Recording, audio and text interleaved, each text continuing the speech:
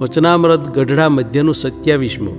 મલિન વાસના ન રહે ત્યારે મોટા રાજી થાય તેનું. તારીખ 25/11/1822 સોમવાર. સંક્ષિપ્ત સાર. પહેલો, મહારાજ કહે, અમને પોતા માટે ક્યારેય ક્રોધ આવતો નથી, પરંતુ કોઈ ધર્મ લોપે, ગરીબને પીડે અથવા અન્યાયનો પક્ષ લે ત્યારે લગારે ક્રોધ આવે છે, પણ રહેતો નથી ને આટી પણ બંધાતી નથી.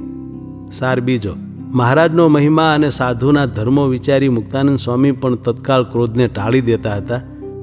ત્રીજો, જેને કલ્યાણ ઈચ્છવું તેને મોટા પુરુષ રાજી થાય તેમ જ કરવું. સાર ચોથો, ભગવાન સર્વના અંતરમાં છે, તેથી કોઈને દુખવીએ તો ભગવાન દુખાય છે, માટે કોઈને દુખવવા નહીં.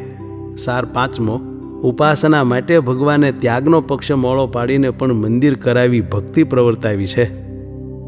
સ્વામિનારાયણ હરે, સ્વામિનારાયણ હરે. સંવત 1879 કાર્તિક સુધી એકાદશીને દિવસ સ્વામી શ્રી સહજાનંદજી મહારાજ શ્રી ગઢડા મધ્ય દાદા ખાચરના દરબારમાં દક્ષિણાદે દ્વાર ઓરડાની ઓસરીએ વિરાજમાન હતા અને સર્વ શ્વેત વસ્ત્ર ધારણ કર્યા હતા અને કંઠને વિશે ગુલદાવદીના ધોળા અને પીળા પુષ્પના હાર વિરાજમાન હતા અને પાઘમાં 2 કોરે તોરા લટકતા હતા અને પોતાના મુખારવિંદની આગળ પરમહંસ તથા દેશ દેશના હરિભક્તની સભા ભરાઈને બેઠી હતી. પછી શ્રીજી મહારાજે મુક્તાનંદ સ્વામીને પ્રશ્ન પૂછ્યો, જે તમારે ક્રોધ થાય છે ત્યારે શે નિમિત્તે થાય છે અને કેટલું નિમિત્ત હોય ત્યારે ક્રોધ થાય છે? અને અમારે તો 1 થી લાખ રૂપિયા સુધી બગાડ કરે તો પણ પોતા સારું તો ક્રોધ આવે નહીં. અને જ્યારે ધર્મલોપ કરે અથવા બળિયો હોય તે ગરીબને પીડે અથવા અન્યાયનો પક્ષ લે ત્યારે તેની ઉપર અમારે કોઈકને અર્થે લગારે ક્રોધની ચટકી આવે છે, પણ પોતા સારું તો લેશ માત્ર ક્રોધ આવતો નથી. અને કોઈક સારું આવે છે તે પણ ક્ષણ માત્ર પણ નથી રહેતો ને આટી પણ બંધાતી નથી. તેમ તમારે કેવી રીતે આવે છે ને કેવી રીતે ટળે છે? પછી મુક્તાનંદ સ્વામીએ કહ્યું, જે કોઈક પદાર્થને યોગે તથા કોઈકની અવળાઈ દેખાય તેને યોગે તે ઉપર ક્રોધ થાય પણ તત્કાળ શમી જાય છે. પછી શ્રીજી મહારાજ બોલ્યા, જે એવું તમારે વિચારનું બળ રહે છે તે શાને યોગે રહે છે? ત્યારે મુક્તાનંદ સ્વામીએ કહ્યું, એક તો ભગવાનનું મહાત્મ્ય વિચારીને એમ સમજાય છે જે રીતે ભગવાનનો કુરાજીપો થાય તે સ્વભાવ રાખવો નથી, અને બીજો શુકજી અને જડભરત જેવા સંતનો માર્ગ જોઈને એમ વિચાર રહે છે જે સાધુમાં એવો અયોગ્ય સ્વભાવ ન જોઈએ. પછી શ્રીજી મહારાજ બોલ્યા, જે કામ ક્રોધાદિકના જોરને હઠાવે એવો જે વિચાર તે તો ગુણ થકી પર છે ને એ તમારા જીવમાં રહ્યો છે, અને એવી રીતે કામ ક્રોધાદિક ગુણને હઠાવે એવું જે જોર છે તે પૂર્વજન્મનો સંસ્કાર છે. અને તમારું એટલું તો અમને જણાય છે, જે તમારે જે માયિક પદાર્થનો યોગ થાય તેની આટીમાં પ્રથમ તો આવી જવાય, પણ અંતે જતાં તેના બંધનમાં રહેવાય નહીં, બંધન તોડીને નીકળાય ખરું.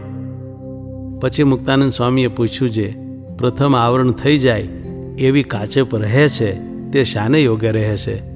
ત્યારે શ્રીજી મહારાજ બોલ્યા, જે દેશકાળાદિક જે 8 છે તેમાં જેવું પૂર્વ સંસ્કારમાં જોર છે તેવું જ એકમાં છે, માટે જ્યારે એનો યોગ થાય ત્યારે જરૂર બંધન થાય છે અને પૂર્વના સંસ્કારનું જોર રહેવા દેતા નથી. અને જો સંસ્કારમાં લખ્યું એટલું જ સુકૃત દુષ્કૃત થાય તો વેદ શાસ્ત્ર અને પુરાણ તેને વિશે વિધિ નિષેધના ભેદ કયા છે, જે આ કરવું ને આ ન કરવું તે સર્વે ખોટું થઈ જાય. તે એ મોટાના કરેલા શાસ્ત્ર તો ખોટા થાય જ નહીં. અને જય વિજય હતા તેણે જો અયોગ્ય ક્રિયા કરી તો જે ઠેકાણે કાળ કર્મને માયા નથી એવું જે ભગવાનનું ધામ ત્યાંથી પડી ગયા. અને જો નારદજીને રાજી કર્યા તો પ્રહલાદને દેશકાળાદિક અશુભ હતા તો પણ નડી શક્યા નહીં. અને જો સનકાદિકને કોપાયમાન કર્યા તો દેશકાળાદિક શુભ હતા તો પણ જય વિજય પડી ગયા. માટે જેને કલ્યાણને ઈચ્છવું તેને તો જેમ મોટા પુરુષ રાજી થાય એમ કરવું. અને તે મોટા પુરુષ પણ ત્યારે રાજી થાય જ્યારે કોઈ પ્રકારે અંતરમાં મલિન વાસના ન રહે. અને જેને ગરીબ ઉપર ક્રોધાદિકનો સંકલ્પ થતો હોય તો તેને મોટા ઉપર પણ થાય, અને પોતાના ઈષ્ટદેવ ઉપર પણ ક્રોધાદિકનો મલિનઘાટ થાય. માટે જેને કલ્યાણને ઈચ્છવું તેને કોઈ ઉપર મલિનઘાટ કરવો નહીં. અને જો કોઈ ઉપર મલિનઘાટ કરે તો તેને ભગવાનના ભક્ત તથા ભગવાન ઉપર પણ મલિનઘાટ થઈ જાય. અને અમારાથી તો એક ગરીબ પણ દુખાયો હોય તો અમારા અંતરમાં એવો વિચાર આવે છે, જે ભગવાન સર્વાંતર્યામી છે તે એક ઠેકાણે રહીને સર્વેના અંતરને જાણે છે. માટે જેને અમે દુખ્યો તેના જ અંતરમાં વિરાજમાન હશે, ત્યારે અમે ભગવાનનો અપરાધ કર્યો એમ જાણીને તેને પગે લાગીને તેને કાંઈક જોઈતું હોય તે આપીએ. પણ જે પ્રકારે તે રાજી થાય તેમ કરીએ છીએ. અને વળી અમે વિચારીને જોયું છે, જે અતિશય ત્યાગ રાખે અથવા દયા રાખે તેથી ભગવાનની ભક્તિ થાય નહીં, ત્યારે ઉપાસનાનો ભંગ થાય છે. અને પૂર્વે જે અતિશય ત્યાગી થયા છે તેના માર્ગમાં ઉપાસનાનો નાશ થઈ ગયો છે. માટે અમે એમ વિચારીને પરમેશ્વરની ઉપાસના રહેવા સારું ત્યાગનો પક્ષ મોડો કરીને ભગવાનના મંદિર કરાવ્યા છે. તેમાં જો થોડો ત્યાગ રહેશે તો પણ ઉપાસના રહેશે, તો તેને કરીને ઘણા જીવના કલ્યાણ થશે.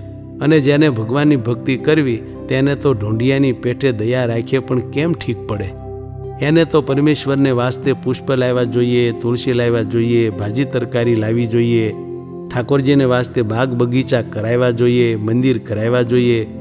માટે જે અતિશય ત્યાગ રાખીને ને અતિશય દયા રાખીને મુઠ્ઠી વાળીને બેસી રહે તેણે ભગવાનની ભક્તિ થતી નથી. અને જ્યારે ભક્તિએ રહિત થાય ત્યારે ભગવાનની ઉપાસનાનો નાશ થઈ જાય. એટલે પછવાડેથી અંધ પરંપરા ચાલે તે સારું અમે મંદિર કરાવ્યા છે, તે અખંડ ભગવાનની ઉપાસના રાખ્યા સારું કરાવ્યા છે. અને જે ઉપાસક હોય તે પોતાના ધર્મમાંથી ભ્રષ્ટ થાય જ નહીં. માટે પોતપોતાના ધર્મમાં રહીને ભગવાનની ભક્તિ ઉપાસના કરવી એ અમારો સિદ્ધાંત છે. ઇતિ વચનામૃતમ ગઢડા મધ્યનું 27મું વચનામૃત થયું.